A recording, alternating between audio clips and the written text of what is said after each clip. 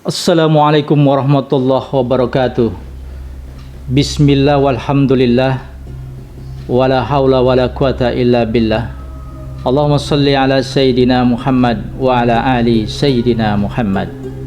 Sahabat kalam hikmah Islam Kalhis di mana saja Anda berada.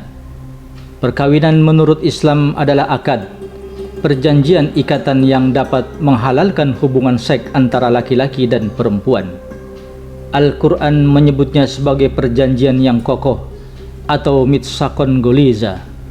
Tidak ada pernyataan dalam Al-Quran seperti ini untuk akad atau perjanjian yang lain. Ini menunjukkan bahwa perkawinan adalah suatu perjanjian yang sangat sakral dan agung. Harus dilakukan dengan sungguh-sungguh dan tidak main-main, bahkan sekali untuk selamanya.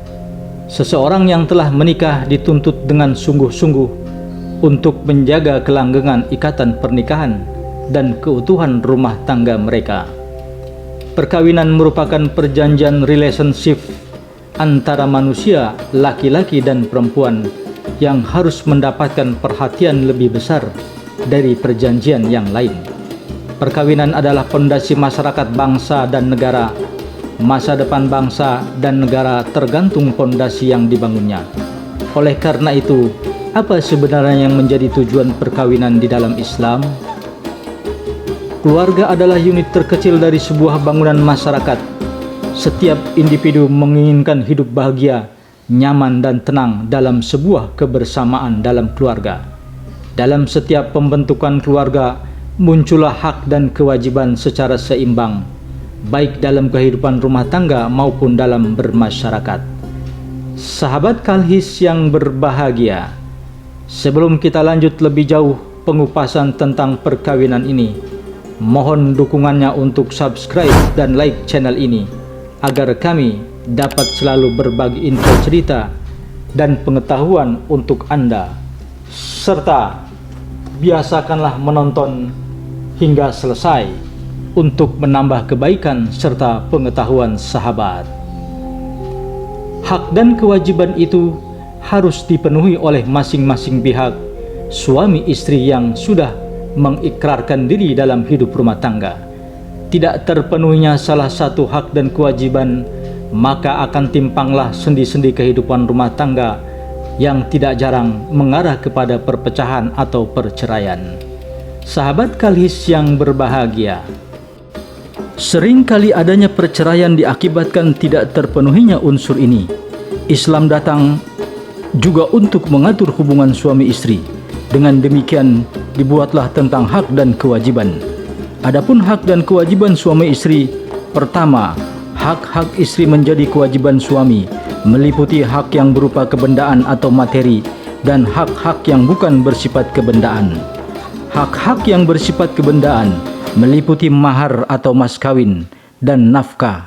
Hak-hak yang bukan bersifat materi meliputi sikap saling mencintai, menyayangi, menghargai, menghormati, dan perlakuan yang baik, meningkatkan taraf hidupnya dalam bidang agama, akhlak dan ilmu pengetahuan yang diperlukan, dan menjaga nama baik istri, memenuhi kebutuhan kodrat atau hajat biologis istri, bersikap lemah lembut dan menahan diri dari hal-hal yang tidak menyenangkan hati istri, serta yang lain-lain. Kedua, kewajiban istri adalah merawat fungsi reproduksi secara baik dan sehat, secara kodrat dimiliki oleh kaum wanita. Ketiga, hak-hak suami yang wajib dipenuhi istri adalah hak-hak yang bukan bersifat kebendaan, sebab menurut hukum Islam, istri tidak dibebani kewajiban kebendaan yang diperlukan untuk mencukupi kebutuhan keluarga. Namun demikian tidak menghalangi istri bekerja mencari nafkah untuk mencukupi kebutuhan keluarganya. Pekerjaan istri di luar rumah tidaklah menggugurkan kewajiban suami mencari nafkah. Adapun hak-hak yang bersifat bukan kebendaan dapat digambarkan sama dengan hak yang diperoleh perempuan, seperti hak dicintai, hak disayangi, hak saling memberi, saling memahami, dan memelihara harta benda dan nama baik suami. Hak dan kewajiban tersebut sebenarnya tidak harus kaku dilakukan suami dan istri. Sebab rumah tangga adalah bukan hitung-hitungan matematika yang kaku.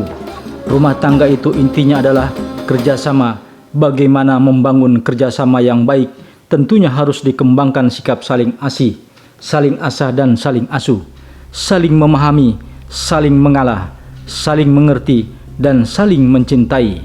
Sebab tujuan perkawinan dalam Islam adalah bagaimana bisa mewujudkan rumah tangga yang sakinah, mawadah, warahmah, sebagaimana firman Allah di dalam Al-Quran surat Ar-Rum ayat 21 yang berbunyi, Bismillahirrahmanirrahim, wa min ayatihi an khalaqalakum min anfusikum azwazan litaskunu ilaiha wa ja'ala bainakum mawaddatan wa rahmatan inna fi dzalika la ayatin liqaumin yatafakkarun, yang artinya, dan di antara tanda-tanda kebesarannya ialah Dia menciptakan pasangan-pasangan untukmu dari jenismu sendiri, agar kamu cenderung dan merasa tentram kepadanya, dan Dia menjadikan di antaramu rasa kasih sayang.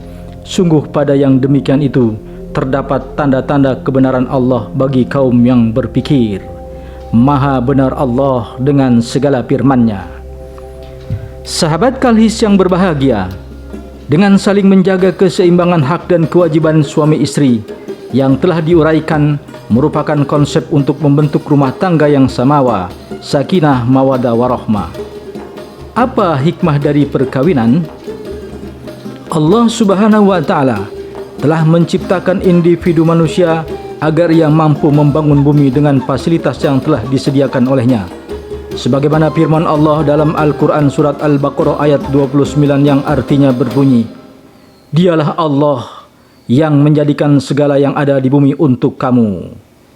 Bila kita memahami semua ini, maka tentu kita akan mengetahui bahwa berlangsungnya kehidupan di muka bumi ini tergantung pada keberlangsungan hidup manusia. Inilah mengapa sebabnya manusia diberi kemampuan untuk bereproduksi atau menghasilkan keturunan-keturunan. Kehidupan manusia tidak akan bisa terkelola hingga ia mampu mengatur kehidupan rumah tangganya. Itulah sebabnya mengapa seorang laki-laki membutuhkan seorang wanita dalam kehidupannya yang dapat membantunya mengurus dan mengatur urusan rumah tangganya.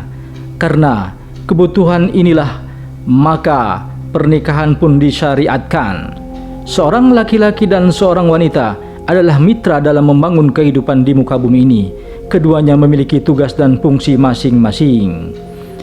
Ada individu yang terbiasa dengan hidup serampangan, namun dengan kehadiran seorang istri di sampingnya, maka ia pun bisa terlepas dari kesedihan dan kegundahan yang dialaminya. Istrinya pun akan membantunya dalam memecahkan masalahnya serta mengatur alur kehidupannya. Dengan ketenangan dan ketentraman yang ia peroleh dari pasangannya, maka kehidupannya akan stabil dan ia pun dapat membangun kehidupan di muka bumi ini.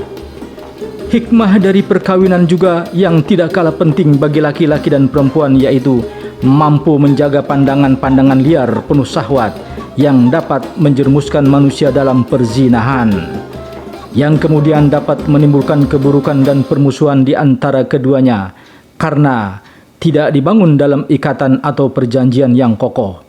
Nabi Muhammad sallallahu alaihi wasallam di dalam salah satu hadisnya bersabda yang berbunyi, Qala Rasulullah sallallahu alaihi wasallam, man tajawwaza faqad akhraja syatrad dinihi falyatakillah fi syatril akhar, yang artinya barang siapa yang menikah maka sesungguhnya ia telah menjaga sebagian agamanya, hendaklah ia bertakwa kepada Allah dan menjaga sebagian yang lain.